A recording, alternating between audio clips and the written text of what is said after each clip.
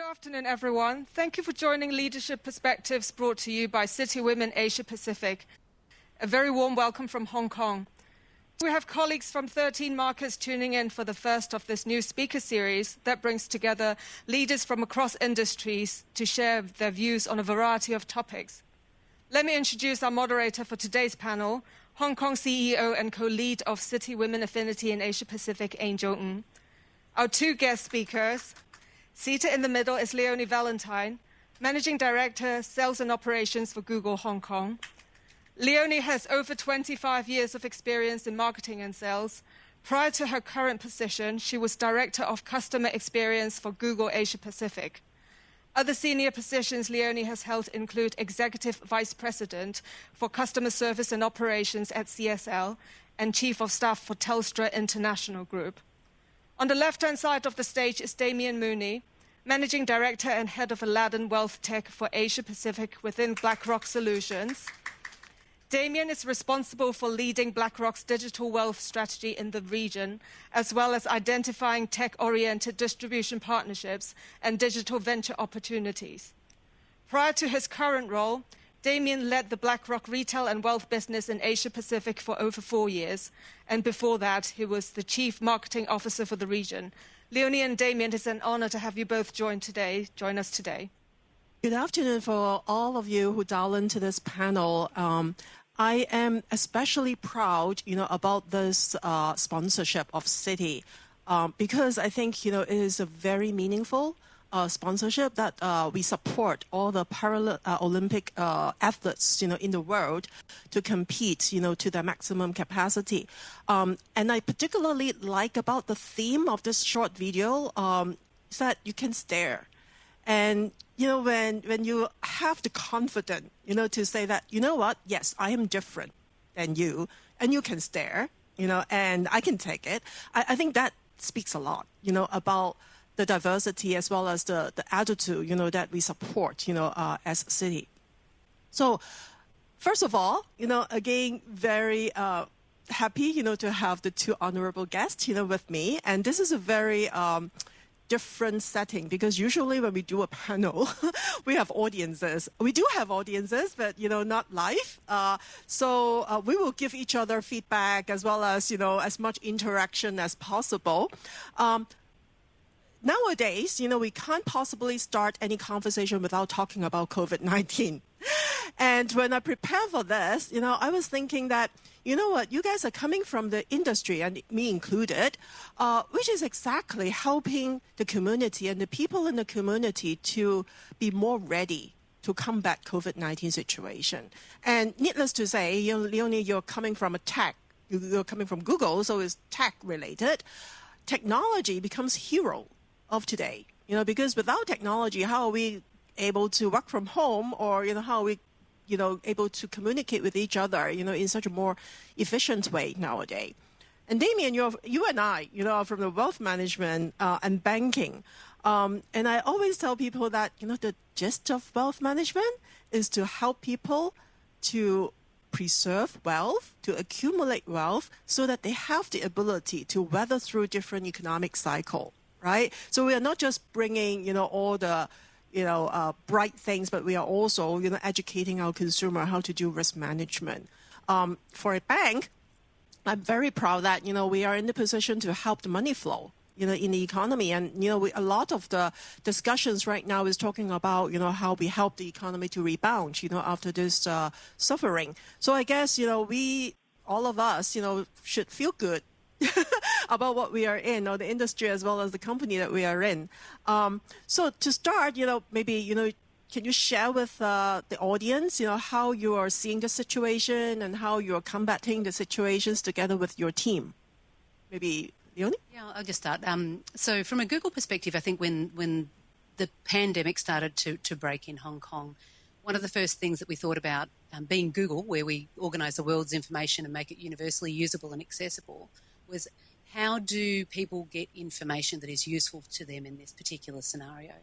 So the team very quickly rallied around making sure that we had the Centre for Health Protection on board from Hong Kong, also World Health Organization outside of Hong Kong, in terms of when you were doing a search on what is coronavirus, that the right information was actually coming up and that trusted information was coming up.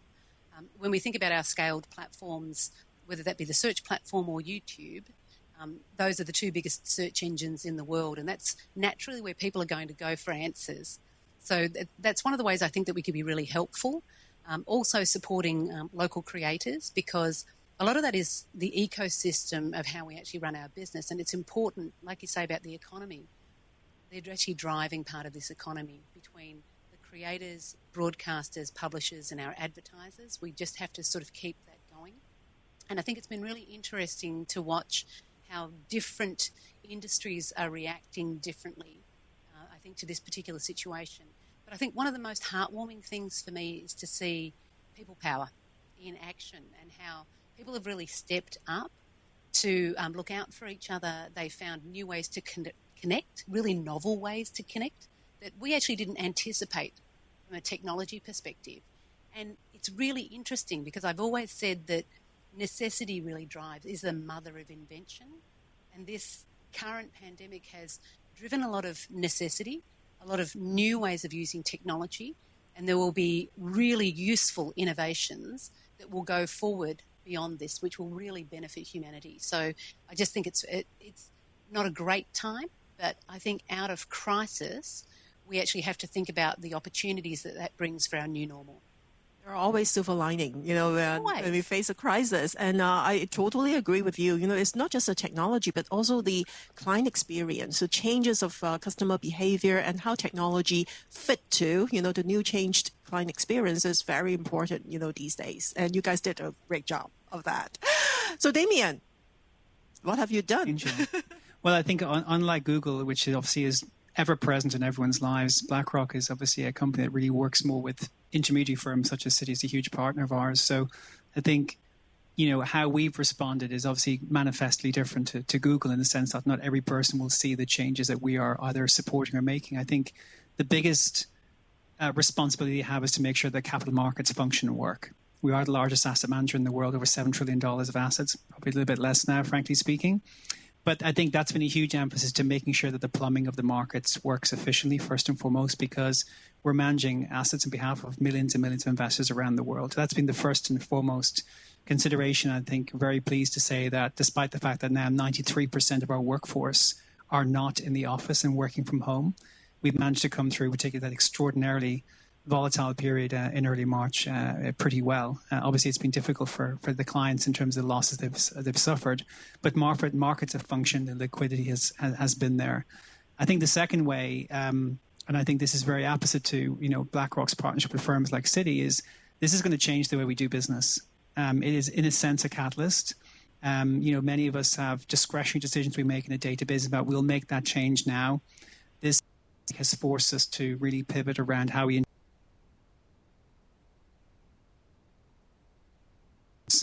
and being in the technology business for BlackRock, I've seen a huge uptake, not just in terms of inquiries about what we can do to help clients, but with our existing clients getting huge value from our technology because they use our risk management technology to stress test their portfolios. And I think in times like this, helping clients just really make sense of all those issues around what's going on in the markets is very, very challenging. So personally and professionally, I think, out of tough times, there are new opportunities. We have a saying in BlackRock, which is opportunity favors the prepared mind. And, we believe that at a time like this, it's actually a firm like BlackRock, which is a combination of technology, risk, and investment management, will really stand out to help our clients. Very good. Thank you for bringing the optimisms as well as the positivity, during this period of time for all of us. So let's dive right into the topic of today. Okay. And let me briefly introduce, why we are here and what we are here for. So we are actually at the inaugural event of Asia Pacific Leadership Perspective series. So this series is tailored to the audience and bring to the audience the value of diversity and inclusion. Because, this is organized by the Women Affinity Group at Asia Pacific level. So, you are actually having audiences from many countries, in Asia Pacific. Men and women, are listening in. So I think, the expectation is for us to share with them how they can do better, in terms of D&I. Okay, doesn't matter which role they are in, doesn't matter, which seniority that they're in. They have a part to play because D&I is the core value of Citi, for a long time. And we have to up our game, especially going into the future, how to lead the pack, in terms of D&I. So that's why, we have this series. And Hong Kong has the honor to be the first one, to host the inaugural event.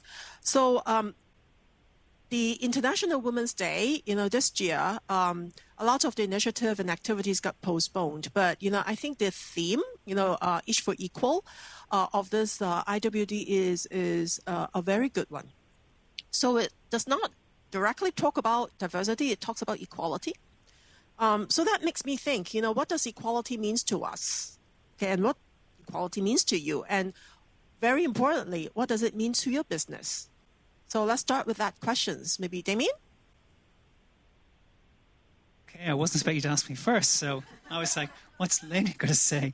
So obviously Each for Equal, I got the sign. I think that was, I think, a very inclusive way of bringing everyone in, because you do get men saying silly things like, when's International Men's Day? If there's a one day for women, why is for men? And just really irritating comments like that. So I think there's a lot of work that we, as male allies, need to do to advance the awareness around, why these topics are important. But I did feel that Each for Equal was a particularly inclusive way of recognizing the fact that, if we want to make the world a better place, we need to make it much more equal. And to me, that the word that comes to mind always is fairness. Just fair, and I think particularly in the context of the working place, is fairness of opportunity. And that's something that we really, really need to be mindful and focused on. So to me, that's when, we were thinking about the question, about equality. For me, it's equality obviously is an aspiration, but the outcome is about fairness. And I think that's something that we are, you have to be really, really focused on at all times. It brings in sort of all the dimensions around unconscious bias and how we make sure that people are really, not saying one thing and doing another, but we're very, very focused on that. So, equality to me equals fairness of opportunity. Equality, I mean, a lot of these words are quite subjective when we think about how we would define them. For me personally, I think if I think back on my growing up, so I grew up in Australia. I have two older brothers, and so as the youngest sister from a very early age, I could not understand why they would have anything different to me. Right? Did they? No. So my parents were very even in terms of if we went hiking, we all went hiking. If my brothers got a bicycle, I got a bicycle. It got to the point where it was getting slightly ridiculous, though, because, one of my brothers got a train set and I demanded a train engine of my own, but then he would only rent me the tracks. So that's an early entrepreneur for you. So but that early childhood experience actually was really beneficial in terms of just understanding, for me, what is equal. And a lot of it does come back to equal opportunity, unconscious bias. We didn't have those sorts of biases when I was growing up. Sometimes if I wanted to hang out with my mum and do cooking, that was fine. If I wanted to hang out with my dad, who was into nature and bushwalking, that was fine too. So it was always very equal. And that's kind of translated to how I think about the workforce and how I've always thought about the opportunities for myself and others. A lot of it's got to do, I think, with just opportunity, being open to the possibility that you can actually do something. What I find interesting often when I'm mentoring younger women in the organisation is that sometimes that possibility isn't there for whatever reason, whatever upbringing they've had, whatever coaching or prior experiences. Sometimes there's a natural, even inbuilt bias in themselves to say, well, maybe I'm not ready. And we've heard that, I think, Angel, before in terms of if you put 10 criteria, and, they always say if the man's got 3, then he'll apply. The woman needs at least 9 to apply for the same job. I go with 3, right? So I started my career very early on in very male-dominated industries like the oil industry, and I always had the opportunities because I asked for them. And I was prepared along the way to sometimes be told no, but have a very good reason for why I didn't get that particular opportunity. But quite often when I asked, I did get the opportunity to go and do something new or different. And that's been really interesting, I think, to me. So I've always felt that I've been treated like an equal. And then I've always, I think, tried to instill that in my team in terms of thinking about opportunities, thinking about possibility and pushing themselves to believe that they can do what they actually want to do in life. Yeah, that's very interesting. I think, very importantly that we need to ask for equal opportunities. Running an organization and running a team, we also have the responsibility to make sure that we offer, the equal opportunities to the people that come, forth, right? And also encourage them to ask, when the time comes. I'll add a little bit of my view as well. I think, equality also means to me that when we make a decision, we should try to take away all the irrelevant attributes, for that decision. So if you have a position that you want to hire somebody and, if gender is not an issue, if it's not a deciding attributes, ethnicity is not a deciding attributes, why are we, taking those into consideration, if it's not relevant, right?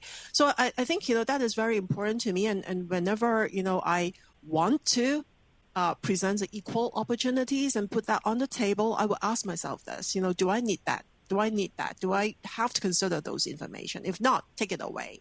So one thing that I'm quite proud of is, last year, actually 2 years ago, when we revamped our hiring or recruitment strategy, we started to force, our panel interviewers to do blind interviews without knowing which school that candidate is coming from.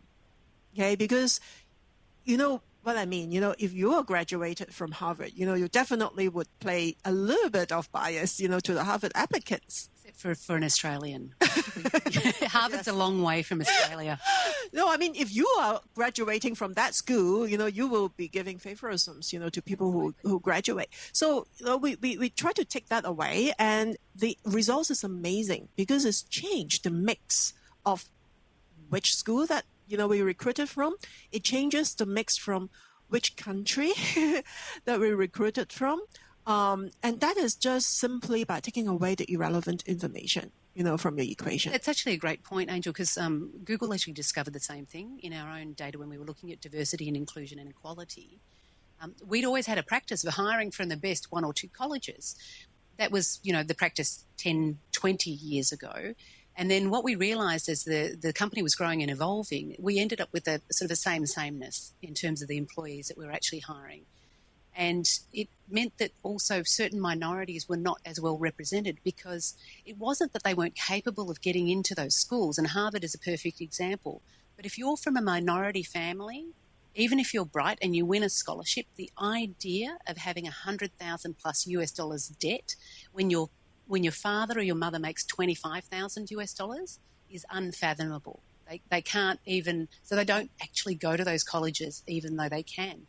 And we realised this through looking at some of our data and then changed our policies so that we actually include more of, the second tier, third tier colleges. And one of the other things that we look for, I think, is some of this prior experience, whether that's volunteering at a university, whether it's doing some kind of charity work, etc., but something that gives a little bit of an edge or a little bit of clue to the actual guts of the person. And I think that the BlackRock expression, what was that expression that you used about BlackRock? Opportunity favours the prepared mind. Yeah. Prepared mind. So that's the other thing that we were looking for in terms of the diversity was actually different thinking. So some of these experiences bring that in as well. Very good point. So, yes, we all like an equal world, but diversity actually makes equality more difficult because, people often like people who like me, right? I want you to like me. I want you to look like me, act like me, behave like me, and then I have no problem to be equal to you. But, if you're different, okay, doesn't matter how you're different, but, if you're different, then, I will second thought about, should I get more? Should I be different? Should I be treated differently? So diversity actually makes, the environment more complicated. However, I do treasure a lot of diversity because that brings a lot of value as well, to our life as well as to our business. So I just want to deviate a little bit and ask you to share some of your personal experience, in terms of diversity and inclusion. So have you ever, come into problem like diversity and inclusion, meaning, do you feel sometimes being excluded in a group, which is very different from where you're coming from or very different from who you are? And if you have such experience, how do you fight that? I'll try and go first, and I realize I'm holding a microphone as a white male. I'm the representation of all the privilege that we're trying to dissociate from, and I think I'll come back to the inclusion fitness, the point in a second. But I thought a lot about this because typically people would assume because I'm a man, because I'm a white man, that therefore this has never been an issue that I've faced. But I thought about it, and in fact, I could think of countless examples. And particularly in the early part of my life, I know, again, it seems hard to perhaps imagine, but when I was a young man, I'm Irish, and I moved to London. And speaking with an Irish accent in the 1990s in London was actually quite uncomfortable in places because we still had the Troubles in Northern Ireland. And just even my accent caused a trigger. It wasn't my appearance, it was just how I sounded. And I was just struck by the comments that you were talking about the education process. I was also I was different because I didn't come up through a class system in the United Kingdom. I didn't go to the known public or private schools or universities. I came from, an Irish-speaking school in Dublin, and then I did go to a good university, as it happens, but an Irish one. So I was very hard to compartmentalize, which actually was often to my advantage. But that notion of not feeling included or feeling different, because even though I looked the same as the other people, it wasn't an ethnic thing, or oftentimes it wasn't even gender, was the way I sounded. Now, that may seem like a very subtle thing, but it communicated to me how it feels not to be included in things. And I think it's stuck by me because I was actually quite kind of, bitter and annoyed about it at the time, very frustrated. And, thankfully in the modern world, and I come from like the 80s world, things have moved on a lot. So I think you can have a conversation about these things now in a way that doesn't seem like you're being difficult or high maintenance. But the time that was probably one example. And maybe we'll come back to this, but the point that struck me, and I've been very involved in our own efforts in BlackRock, but we actually call our initiatives inclusion and diversity rather than diversity and inclusion, in recognition of the fact to create really diverse workplaces, they need to be inclusive, first and foremost. It's an interesting one. I mean, again, going back to childhood. So my father is a white man, but my mother is mixed race Eurasian, mostly Chinese, born in Shanghai and raised in Hong Kong. And I grew up in Australia in a very small town, which was predominantly English and Irish people that had somehow made it to country Victoria as farmers. So when I was growing up, we were literally the only Asians in the village. And the racist taunts that actually came with that required you to develop very thick skin. My mother was always terrific in all of these things because she had a little bit of the Hong Kong attitude, which was, don't worry, one day you'll be so much better than those people, which, at the time I didn't find terribly helpful. But I think it really did. Not really the Hong Kong attitude. I'm getting nods from some of the Hong Kongers. There is a little bit of that attitude.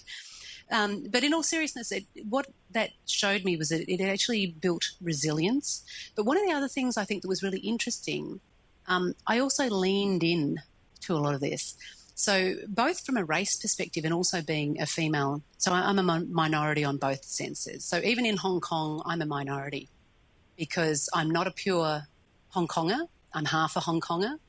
And I'm not, a pure expat because I'm half a Hong Konger. And so I always have these slightly bizarre, I think, observer-type experiences of what actually goes on. And, racism, whether that's sexism, etc.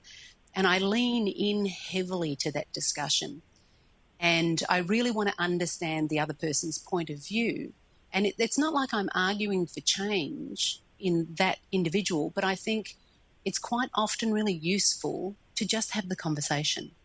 And I had this experience many years ago. It was fascinating. Because my original degree, I was a geologist, would you believe? So I was going to go and chase oil around the world. I don't think you knew that about me, Angel. And I was in outback Australia, and we were sitting at a pub, and this was in the late 1980s, and an Asian tourist came in, and one of the old-timers grumbled and said, well, we don't like those people here. And one of my colleagues, one of my student friends said, Leonie's Asian, and this because we'd met these people and I'd talked to them for a whole week, so we'd really gotten to know the locals. And the way that it ended the story was that this person looked at me and said, "Oh, no, mate," very Australian, "she's true blue." So what they had seen was the engagement, the interest and the conversation. They hadn't actually noticed that any of my features were Eurasian, and they had considered me one of the group. So I think the net for me is this: I have a chameleon sort of attitude to trying to not infiltrate, but to understand the other person's point of view, and then just make a polite and respectful argument for considering that may or may not be the right point of view. And then I think, great point, Damien, on inclusion. How do we make that more inclusive? Because one of the things that we know about diversity and inclusion and then collaboration, all of these things are very tightly related to innovation. You need to have respectful disagreement around the table to be able to innovate well. And that comes back to your first point in terms of making sure that you've got different opinions and people who are not like you around that table. Very good. Yeah, we talked about, inclusion just now, but one of the things that forbid us, from an individual perspective to be inclusive, many of the time is a stereotype that we have in our mind. And stereotype can be formed by social norms, can be formed by some of the assumptions and beliefs, that pass to us from generations to generations. I still remember that, somebody gave me an advice, when I was promoted to this position as a CEO. And that advice comes from a woman, actually. And she said, Angel, you always wear trousers. and that's true. I always wear trousers. I don't like wearing dresses. So now that, you're in your new position, I advised you to wear more dress than trousers. I said, why? That makes you look more mellow, less... More approachable. More personable. I still don't understand why I have to put on a dress before I can be more personable and more mellow. The other, very weird experience of mine is, I don't know whether you know, I spent about 5 years, in Los Angeles without doing anything. I have taken a sabbatical, from the firm, and spent 5 years there with my husband doing nothing because my husband is pursuing his PhD. So I was there cooking for him, full-time housewife. But one thing, I did make time for myself is I go to the golf courses because I'm a golfer.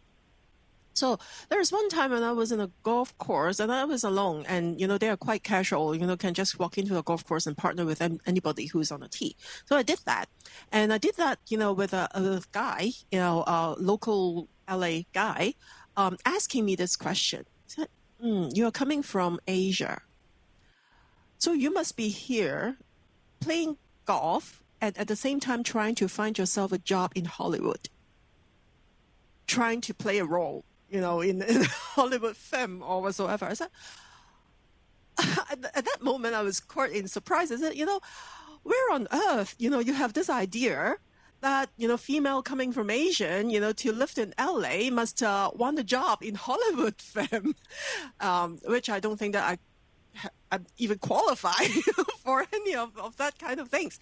But these are the stereotypes, that we are surrounded. Bruce Lee and Jackie Chan fan, I think. I think so. Yeah. He actually asked me whether I know Kung Fu or not. But, we are surrounded, by all these stereotypes as well as, biases. So I want to, ask you the questions of, do you have any personal experience like what I've just shared, in terms of, feeling the stereotype? And now, I want to particularly focus on gender. I think, before we start the sessions, Leonie, you talk about full-time husband versus full-time wife. I think this is a great example. I, do find a lot of, stereotype between, the men and the women gender differences. But, have you feel, strongly about that in Hong Kong and around, your life? Maybe. So stereotypes, we did talk about it earlier. So my husband gave up work 16 years ago to look after my kids. I've got a 16-year-old and a 14-year-old. I think I got the great end of that deal, to be honest. I mean, we've been together for about 31 and a half years, a very long time, coming up to 32. And so I knew him through university. And even back then I said, so at some stage, like if this works out, would you want to have children? Because you want to know that for your future partner. He said, yeah. And I said, so do you think one of us should stay home and look after the kids? And he said, well, yeah. And I said, okay, so how do you think we should decide who should look after the kids? And he kind of looked at me and I said, do you think it might be who will earn the most money? We're still at university. And he said, well, that's going to be you. And I said, yes, that's exactly right. So we had that conversation. That confident. Yeah. We had that conversation a very long time ago. I think I was probably about 20. I didn't actually have my first child until I was nearly 35. So that's how long we've been together. My husband has been an absolute trooper, and he actually gets more of this bias than I do, as we were talking about before, Damien. You know, we turn up to the school in Hong Kong. Everybody looks to my husband and says, so, Rod, what do you do? And he points at me and says, no, she's the breadwinner. I'm the carer. And you get stunned silence. Actually, people don't know what to say next because it's unusual. So we have that. I mean, the other thing that sometimes happens, and it can happen any place in the world, that you get this very well-meaning tone around being a female, and particularly when they find out that you're a female executive, a managing director. Oh, you've done well, right?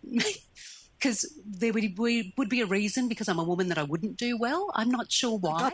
I got that in my very early days as a chief executive. Yeah, and the other funny thing about dress sense, right? And I was joking. I apologise to our audience, but I forgot I was being filmed today, so I literally just went to my cupboard to one of my happy dresses, and I dress for me. I don't dress to please anybody else, and I have a wardrobe full of really eclectic outfits, and sometimes I'm conservative. Normally when I turn up at the bank, but I kind of forgot today. So I get judged for this a lot. Not at Google, obviously, but years ago when I was working in another tech firm, and I was much more conservative in the way that I chose to dress, and I'm, relatively conservative now, it came up in my performance feedback from my boss. He was looking for constructive feedback, and he said, well, I asked around and somebody said, maybe you could dress a little better. I thought, fine, better. And I said, have you looked at my numbers? Because, I was making revenue, killing my sales target, and I had the highest client satisfaction. Normally, that would rate you. Normally, you would never see a man in a performance review saying, maybe. It was very odd. And I was always in a suit, but they had a slight edge to them. Sometimes they had pants, sometimes they had, a skirt, but I was far more conservative, but it's still come up. And it is not the only time. I think I have had feedback on, today I don't care because, hey, I'm the boss, so I can colour my hair. But I've had feedback on hairstyles, glasses choices, what I've decided to wear. When I decided to come back to work, I got judged after I had children because I really should have been at home looking after my children. And that came both from men and women. Even one of my very well-meaning friends, actually two friends, females, we were all colleagues. They were then my clients. We all had children at the same time. And we caught up and they said, we really admire your dedication to your career. It's just that we want to spend more time with our children. And I went, I do spend time with my children. No, you don't get it. It's just, while they're young, we want to spend quality time with our children. And I'm like, I do spend quality time. It's not about total time. It's about focus and presence. And so a lot of this, as you said, it's not just, it doesn't just come from men. It can also come from women in terms of some of these preconceived ideas or biases. Damien, I'm sure that you have your own versions of your gender bias experience. Well, I just listening to all those amazing examples, Leonie, just communicates, obviously some of the massive difference there are between genders and what, men and women have to encounter and showing up for work and trying to just bring their best selves to work and to do what they do. Maybe I can just answer the question a slightly different way, which is, how I bring myself into the office and how I think about this in the context of being a fairly senior executive in the company. And then I think one of my responses is to find ways to just crush those stereotypes or call them out.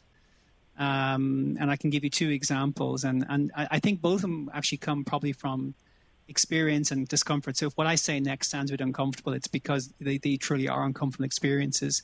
The first one for me is always, I'm very, very thoughtful. When I turn up in front of a client, like, how do we all look? Like, is it a diverse group? Are there a real mix of age, experiences, and genders in how we show up in front of a client? And it's something I'm very, very conscious and aware of. But the next thing is where it goes wrong is when, the seating arrangements come along and then somehow expected that the junior female sit at the back of the meeting. And it's got to a point in my career where I will demonstrably in a meeting, before one sits down, insist that the most junior person sits in the middle or at the side. I mean, I'll be respectful of tradition as well, but want to make sure that, this person is worthy to be at the meeting. And it just so happens to be the female. She's not here to take the notes. She's here because she's on my team and to do things like that. And when I started doing this initially, it was interesting because a lot of my female colleagues were kind of resisting, going, they don't want to be a fuss made, but it would bother me more to be in a large delegation meeting and have one of my team members, and it inevitably would be a female member, sort of on the fringes. So that's sort of one thing I've been very conscious to do. And then I hope that when other people see me doing that, they're going to go, yeah, like, come on, let's be much more like thoughtful and inclusive of our own team, let alone the other side of, particularly if it's an external meeting. The other one I think is much harder. And I was struck by what you said a minute ago about being an expatriate. I've been very, very fortunate to spend more than half my career working here in Asia. I've always had jobs spanning the entire region, from Japan to Australia and to China. But I've always been based here in Hong Kong. But what I've had is the privilege of having many different teams work for me over the years. And what has made me very uncomfortable is seeing insensitive behavior between expatriates and local employees, whether it's in Tokyo or Seoul, or whatever. And it makes me angry. It's maybe bad. So sort of observing that, not necessarily insensitivities, people who don't take appreciation of local culture, local history, let alone the language, and just assuming the position that because they're the foreigner, that they're the most important person in that room or in that conversation. And that's something that, is a pet peeve of mine. And I work very hard at taking those people aside, no matter how senior they are, and saying, look, I've observed this and it's not on. And I think most people appreciate it being pointed out to them in a subtle way, but it's just something that makes me feel uncomfortable. And it is stereotype. And I have many, many friends of different nationalities in the region, particularly here in Hong Kong. And they generally compliment me on that, but they say, like, that's not normal behavior. And I'm not looking for an accolade for that, but I think it's, if you're a man and you're in a position of responsibility, then you must take action, you must lead, you must take examples, and you must find your own way of dealing with stereotypes. And they may not be gender, they could be ethnic, they could be any number of different things, class. But there's just a couple of examples of how I've been tackling it. Amazing. We need more you to get the alertness and the sensitivity there, in the workplace especially. And I think, calling it out is very important, or, as you said, pulling people aside and tell them that this is not inappropriate. And I found that, many of the time, people don't do it out of intention. Because when we talk about stereotype, as I said, it can be social norm. It can be, some education passing over, generations to generation. So that's why we talk about unconscious bias, because sometimes we do things that we are not conscious about. And, that is wrong, but, you need somebody to remind you. You need some observer, around you to get you alert, to that. So, when we talk a lot more about D&I, as we do today, one of the hope is to bring the alertness on the table, for everybody comes to work, think about these questions, think about, these behaviors, and, do you want, to take part or challenge, these behaviors? And I think is a very good point, Damien. But having good allies, like yourself is very good. But there are also questions about, when you talk about equality, when you talk about taking away, these gender biases, the female gain, the man lose. So, you as a man or your group, are often seen as the acquired advantager, so supporting us. Inside, I'm crying. I just said somebody's that, okay, not my view, but people who said, Obviously take that one, Damien. but does it have to be a zero-sum game? Well, I think there's two things, maybe just to take that apart. So you mentioned this concept of the ally concept, and I've been involved with the Hong Kong male allies here in Hong Kong for a number of years now. I sit on their leadership committee, which is probably some of the reasons why I got involved in this. So thank you for the invitation again. Look, I think first and foremost, the notion of an ally is really any man who's willing to stand up and create positive action for change, to influence other men and potentially women, to create that atmosphere around the notion of gender equity and inclusion. So that's really how I think about what I want to bring as an ally. And it's an educative process because it's funny, as you were responding to my question, I was thinking to myself, gosh, I know so many men with an inbuilt superiority complex, not an inferiority complex. Men who just like show up and think, I'm great, I'm amazing. And they don't listen, they just talk over people. And that's probably a bad example to share, but I think that's how I was sort of processing what you were saying in response to me. I think the ally concept obviously requires a great deal of self-awareness, which doesn't come with a birthright. So not every man suddenly decides, like, I'm going to become much more of a positive advocate for change. The reason being is this sort of notion of the zero-sum game. If she wins, I lose, and so on and so forth. And certainly, Leonie and I are of a similar generation. We know that the vocabulary that's being used in corporations today is vastly different from when we started out. It is just this notion of talking about inclusion and diversity, but going further and actually holding leadership to account around measures around diverse slates, doing employee surveys so people can read on what's going on. That level of measurement and calibration is very powerful now. Before it was all hidden. So in the older days, if you wanted to be someone who was on the right side of that, it was a very lonely place to be. I think nowadays it's much more accepted. I will say, though, I think that notion of, it's not a win-win still is going to linger. And there's nothing we can do to it. But I'm a big believer in, the only way to enforce change is to hold leadership accountable. And it actually has to affect leaders right in their bonus or paycheck. You can virtue signal all you want and said, we want to make this a great inclusive workplace, blah, blah, blah, blah, blah. And then you look and you go like, what, 12% of our managing directors are female? What's going on here? Or whatever the number may be. So I think the way to make the change is to set those targets, but then enforce them and make those leaders accountable.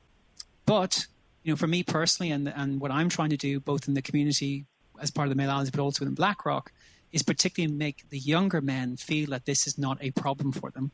Because, I'm lucky, I've worked for a number of years, I've got to a certain level, I'm much more comfortable in myself and so on. But those men who are trying to make an impact and climb up the greasy pole like everyone else feel suddenly like, hang on a second, now that the scales are tipped against me, whatever. And we've even encountered that through focus groups. So we've heard that comment in. And I think that's just not something that you can dispel.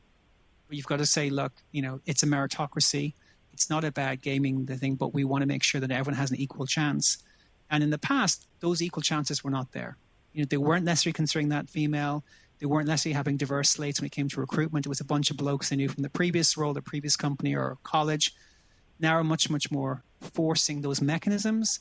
But it's going to take probably another generation for it to really get to a point of ideal. But I'm very positive that we're on the right track. But it's going to take a concerted, sustained effort. Definitely, I think we have a better tomorrow. Definitely on this one. So we are running a little bit out of time. So last questions to conclude our panel before we jump into the Q&A. Can you give a one-word advice or 1 to 2 word advice on how we could contribute more and more effectively to gender equality? I'll go first. It's really easy because it was my, if it's only one word, the one word for me is listen. Stop talking. Okay, that's 2 more words. But just listen. Okay. Listen. Great. Spend time to listen. I think it's massive. And I think, I speak on behalf of most men, it behoves us to spend more time to listen and pay attention to that. And then it will come. But if you don't listen, then you're not even at the start point. So listen. I think in an organisational context, I would say recognise and reward. So where you can actually see, even with or without targets, but where you see pockets of goodness around truly diverse and inclusive teams, you should recognise and then reward those leaders. I mean, I just think, Damien, you're a terrific role model. But that's where we can actually get role models in the middle management ranks as well, because it's leadership at every level.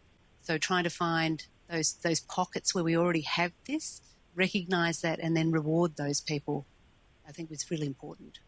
I have one word too. My word is empathy.